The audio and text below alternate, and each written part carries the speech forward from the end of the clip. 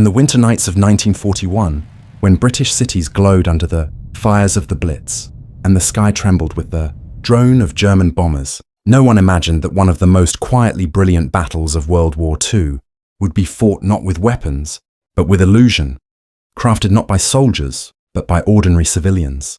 As Luftwaffe squadrons crossed the Channel in perfect formation, British intelligence realized something chilling. Germany wasn't just attacking cities. They were targeting anything that looked like life. Lights, roofs, roads, farms, industrial blocks, anything that suggested a functioning society. And that's when MI5 and the Ministry of Home Security took a bold, unprecedented decision. If the enemy was destroying the real Britain, then Britain would build a fake one. From this single idea began a breathtaking deception operation, one where local villagers, farmers, carpenters, painters, mothers, and teenagers became the unexpected architects of survival. The government identified villages and small rural communities that lay far away from strategic targets, but close enough to mimic them in aerial photographs. These civilians were quietly recruited into a program that taught them how to transform their familiar homes into camouflage illusions, fake doorways painted onto barns, false streets drawn with chalk and ash, windows reshaped with dark cloth to mimic blackout conditions, and entire rows of buildings created with wooden frames covered in tarps, straw and soot to look like bomb-worthy structures from the sky. What made the strategy extraordinary was its simplicity. The British didn't try to build perfect replicas. They tried to build believable shadows. Under moonlight, the human eye, especially from 15,000 feet, sees only outlines and contrasts. Civilians learned to use that weakness. Old fabric became the roof tiles of non-existent cottages. Haystacks became the rounded forms of storage huts. And logs, stacked in a pattern, created the illusion of factory ventilation shafts. Every piece had one purpose: trick the German bomber crews into thinking they were flying over a legitimate target. These fake villages, sometimes only half-built or made of simple props, became known as decoy hamlets. And behind their construction was a fascinating collaboration between military engineers and villagers who had lived on those lands for generations. The locals knew exactly how the real homes looked, how shadows fell across their fields, how smoke rose at dusk, and how light escaped through cracks at night. That familiarity became a weapon. They recreated those tiny details, placing buckets of controlled fire to imitate the aftermath of a hit, scattering broken bricks to simulate bomb impact zones, and even routing paths in the dirt so that they looked like well-used streets from above. The collaboration was intimate and personal. Farmers taught soldiers how to position fake livestock pens in ways that matched natural patterns. Village women stitched cloth into makeshift walls so convincing that aerial photos mistook them for stone, and local kids were often tasked with the simple but essential job of keeping these illusions maintained, washing soot patterns, adjusting props after storms, or helping carry materials into the fields. To the Germans, these tiny villages, sometimes no more than a few acres of cleverly arranged trickery, looked like real settlements, worth bombing. And that was the entire point. Many nights the Luftwaffe spent precious fuel, bombs, and time attacking these shadows, while real towns slept, unharmed only a few miles away. Each decoy village represented not just a military deception, but a profound connection between civilians and the nation's survival. These communities became frontline defenders without ever carrying a weapon. It was quiet work done after dark, in silence, under fear of discovery. But they did it because they knew that every fake roof they painted, every false wall they erected, every trick of light they crafted might save hundreds of lives by sunrise. And in the middle of the chaos of war, these small acts of ingenuity and courage, carried out by people who had never imagined themselves part of military operations, became one of Britain's most unsung defenses. The decoy villages were fragile, temporary, improvised, yet they were powerful enough to divert real bombs away from real families. This was the beginning of a deception network built not on technology or elite intelligence, but on trust. Trust between ordinary civilians and a nation fighting to stay alive. By early 1942, the civilian decoy villages had proven so effective that British command realized they could push the illusion even further, because if fake houses could divert bombers, then fake activity could manipulate German intelligence on an entirely different level. That idea became the foundation of the next phase, expanding the decoys from simple visual tricks into full environmental performances where entire communities staged normal life to mislead enemy reconnaissance. The transition wasn't sudden. It evolved naturally as pilots reported increased German flyovers, often scouting targets before bombing runs. Villagers noticed patterns. The hum of Luftwaffe engines circling, the glint of cameras mounted beneath aircraft, the swooping passes made just high enough to photograph rooftops, so the British adapted. Civilians who had once only painted fake houses were now taught to animate their villages, turning still images into living illusions. Farmers were instructed when to move carts into visible positions, not for work but for deception. Housewives intentionally hung laundry in precise patterns that mirrored population density statistics.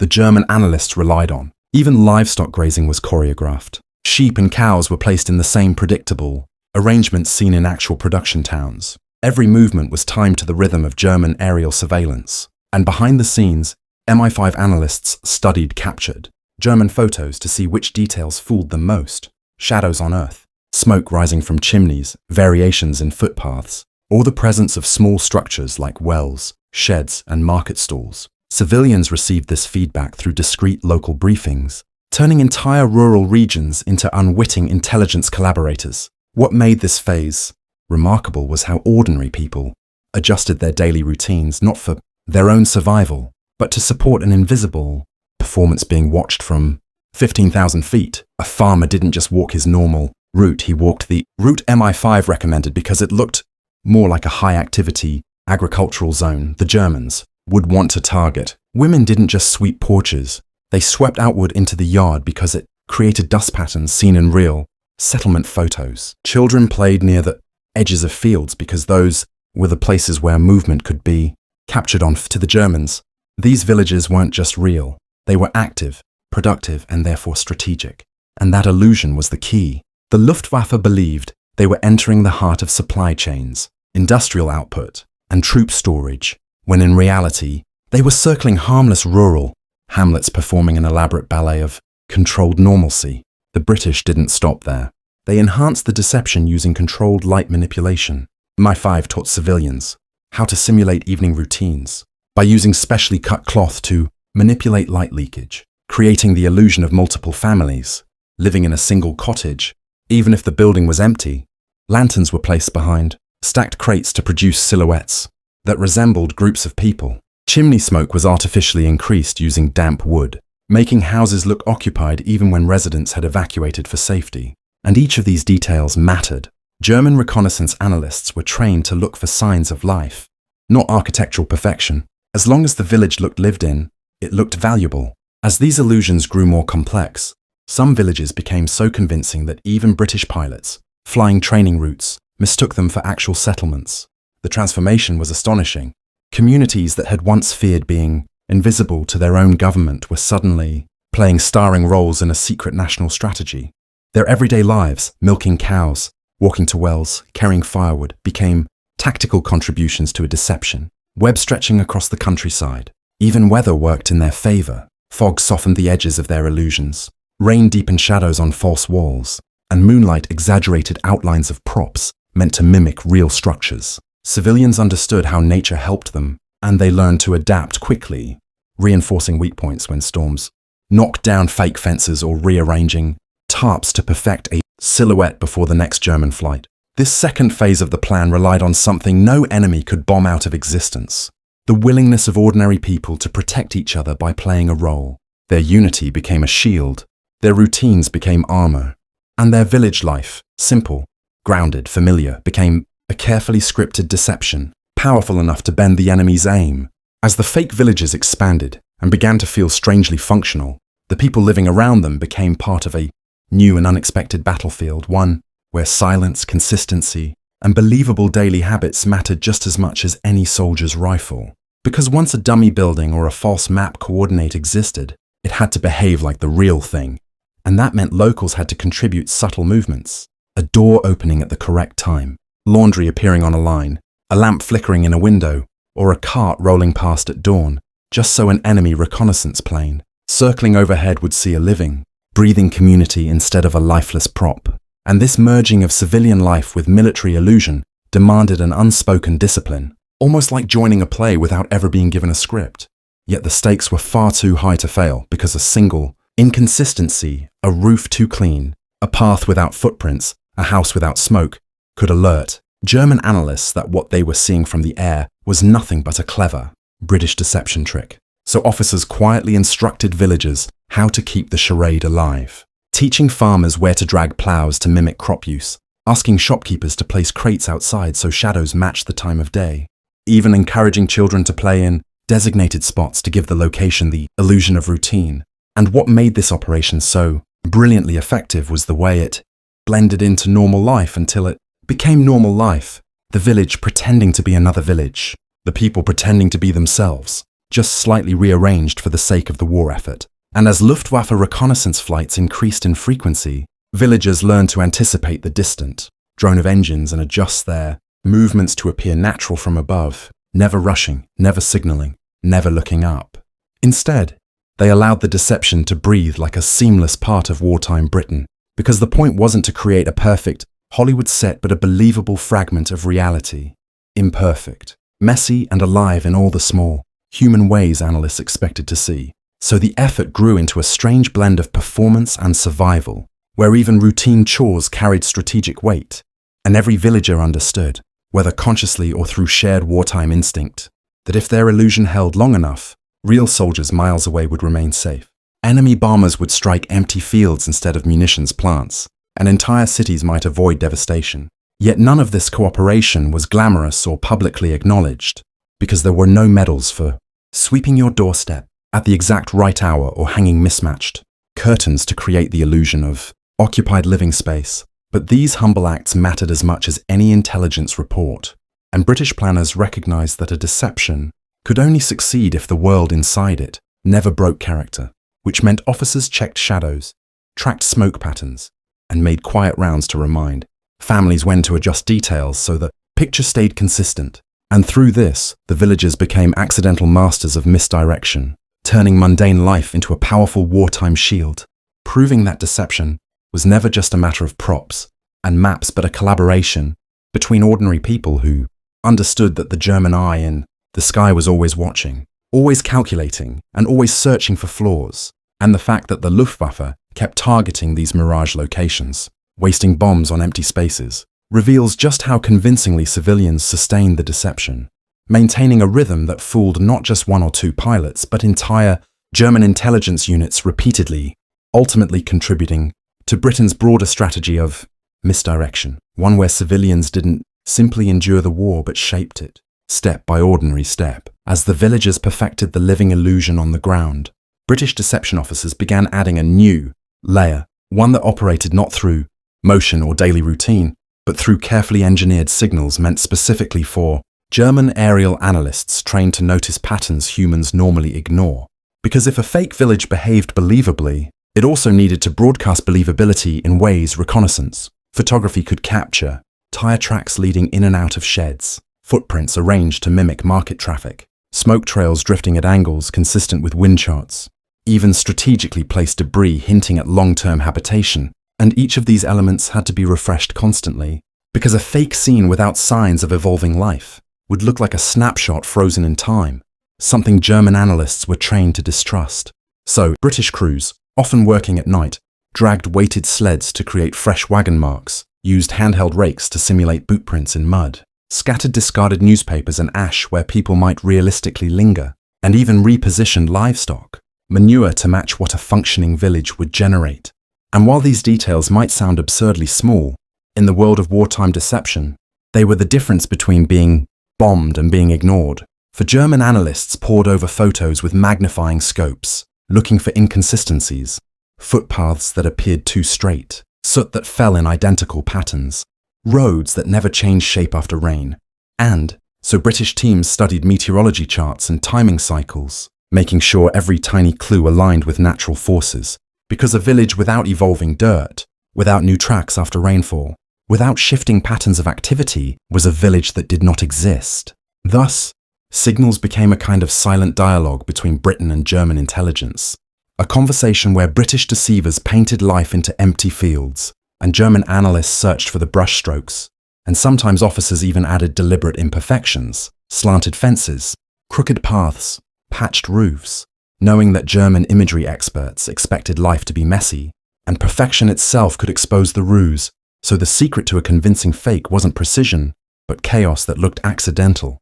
And this required a level of creativity that blurred the line between military, engineering, and performance art, because the people designing these scenes weren't just building decoys, they were interpreting how Germans interpreted Britain, and then reflecting that back at them. And as the system matured, British intelligence began rotating the signals over time, showing increased foot traffic near areas they wanted bombed, reducing activity near places they wanted ignored, adjusting smoke density depending on what they wanted Germans to believe about production levels, even manipulating reflections from tin sheets to mimic glints of machinery.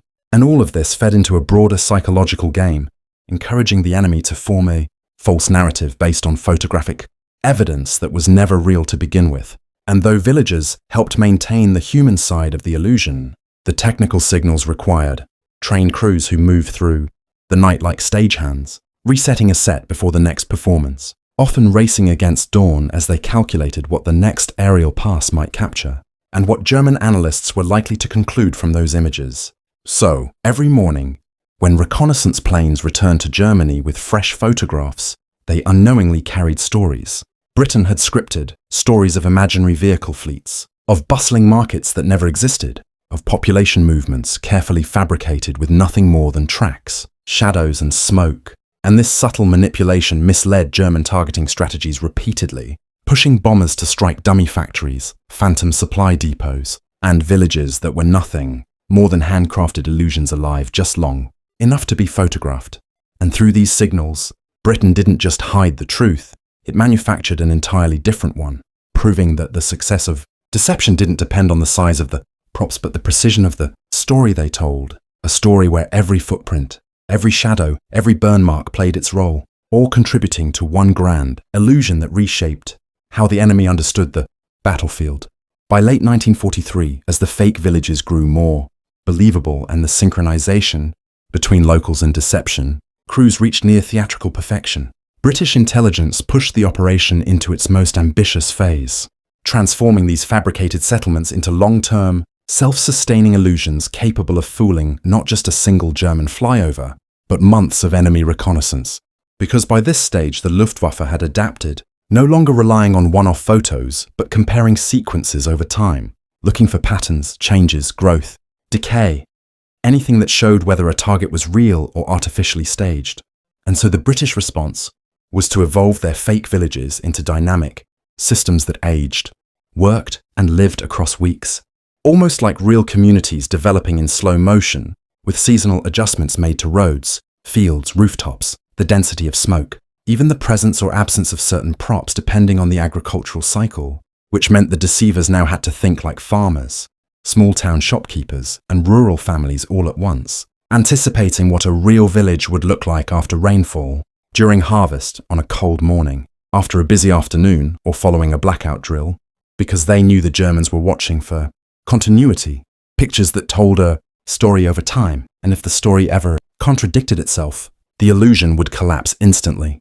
So deception units brought in carpenters to repair fake roofs gradually, added slow-growing patches of moss to simulated stone walls, staged half-completed chores like unstacked firewood or fishing nets left to dry, and even shifted livestock decoys periodically to suggest daily routines, while at night, crews moved through the dark adjusting wagon tracks, shifting trash piles and changing the angle of clotheslines so that each new image German analysts captured would show subtle continuity with the previous one, because too much change suggested manipulation, but too little change suggested fabrication, and the art was to find that perfectly imperfect middle ground where life looked organic, unplanned, believable. Meanwhile, British photo interpreters studied intercepted German analysis reports, learning how their enemies thought, what signs they trusted, what red flags they looked for, and then reverse-engineered that logic into the staging of the villages, essentially turning the entire landscape into a psychological mirror, an environment built not the way Britain saw it, but the way Germany expected to see it, which meant that the deceivers weren't just designing illusions, they were designing expectations. And as the program expanded, local civilians became long-term participants, adjusting their routines to influence shadows at certain hours, opening and closing fake, shutters based on a schedule that matched the deception narrative, and even coordinating where they walked so that aerial photos would show evolving footpaths that mirrored organic village movement, all while staying quiet about their roles, because secrecy was paramount. If anyone leaked the truth to the wrong person, the entire operation could crumble, and real villages, factories, and towns would pay the price in fire and rubble. At the same time, British commanders integrated the fake villages into wider deception networks, linking them to dummy airfields, mock factories and phantom supply depots, creating an interconnected web of false targets that distorted German intelligence at a strategic level, causing them to misallocate bombs across empty fields, wooden shells and painted scenery for months, all while the real industrial arteries of Britain kept operating in the shadows untouched. The brilliance of this final phase was that it didn't rely on any single trick. No one smoke machine, no lone decoy building, no isolated actor in a field, but rather on the seamless layering of hundreds of minor adjustments repeated day after day, building a living illusion that existed only long enough for the enemy to believe it, and then evolved just enough to keep the enemy believing it. And by the time the Germans realized how deep the deception programs ran, the war had already shifted decisively against them, because Britain's ability to manipulate aerial perception helped protect critical infrastructure during the Blitz, redirected enemy raids, and ultimately contributed to the broader culture of Allied deception that later made operations like Bodyguard and Fortitude possible. And in the end, these manufactured villages, born from collaboration between rural civilians, military engineers, artists, set designers, and intelligence officers, stood as proof that in a war defined by steel, fire, and machinery, sometimes the most powerful weapon was simply the ability to control what the enemy thought they were seeing.